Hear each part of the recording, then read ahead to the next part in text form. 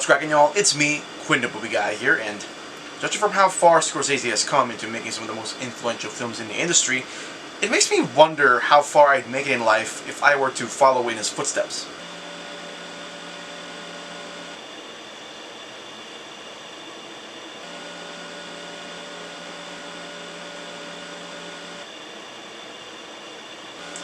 No.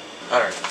Killers of the Flower Moon is the latest epic revisionist Western crime drama film directed by Martin Scorsese and stars Leonardo DiCaprio, Lily Gladstone, and Robert De Niro. The film is based on the book of the same name by David Grant and is set in 1920s Oklahoma and depicts the serial murders of members of the oil-wealthy Osage Nation, a string of brutal crimes that came to be known as the Reign of Terror. In all my years of watching film, of studying film, and even writing about film, no director in my eyes has ever achieved the same level of craftsmanship as Scorsese has. This man has not only been extremely vocal about the importance of maintaining cinema's relevance, especially whereas we are living in an age where nothing of originality ever seems to be getting made, and major studios are now focused more on earning more profit, other than doing that and telling the audience a riveting story from beginning to end. And after having seen almost all of his films over the past couple of weeks, and even experiencing some of them for the first time, there was no doubt in my mind that you could convince me that even at the age of fucking 80, he has no reason of slowing down in the aspect of good storytelling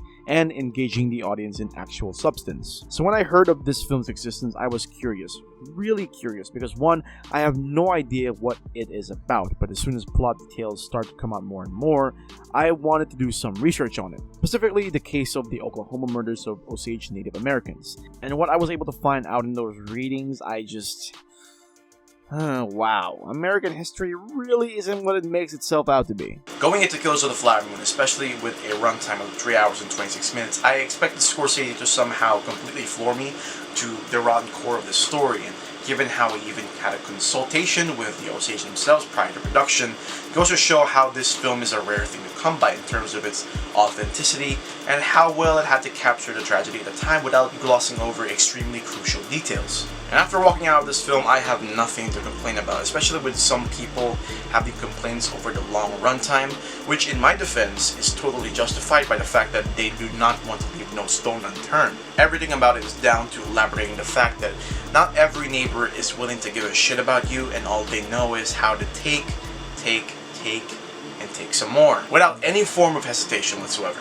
Prior to giving an extensive focus on the murders, we are treated to our romance story like any other, with DiCaprio's Ernest Burkhart and Gladstone's Molly Kyle, which, to my knowledge, we never really know much about Ernest to begin with, so it's challenging for the film to somehow go ahead and allow us, the audience, to follow through in this man's journey through finding love, while having to deal with thoughts of engaging in a lot of shady stuff himself. De Niro's William Hale is one, and if not one of the most realistic depictions of the truest of evil that could be embedded within a person, right down to the opening scene wherein Ernest comes back from quote-unquote serving the war.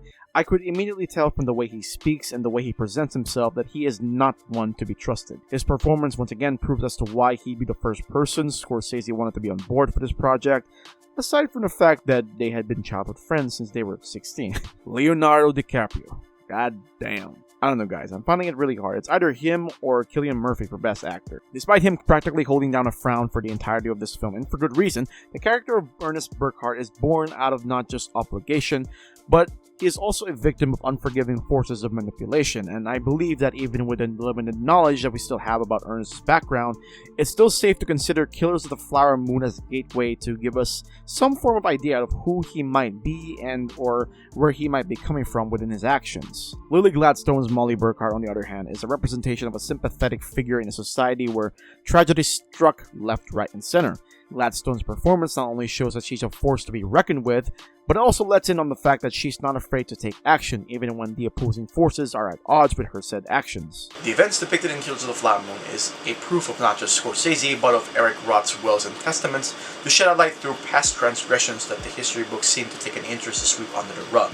And they were able to do it with such authenticity and finesse, accompanied with the rawness behind each shot by Rodrigo Prieto's cinematography, along with the deep-seated underbelly of the film's score by Robbie Robertson. This is a film rooted in the most vile and depraved forms of savagery, and it is terrifying to know that events like this are still happening to this very day, which is goes to show even further that history, as unfortunate as some cases may be, has a way of repeating itself.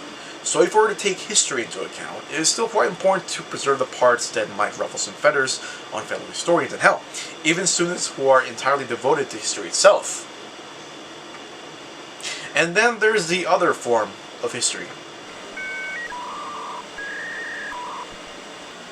The eye is nothing to see here. Say it's all or nothing.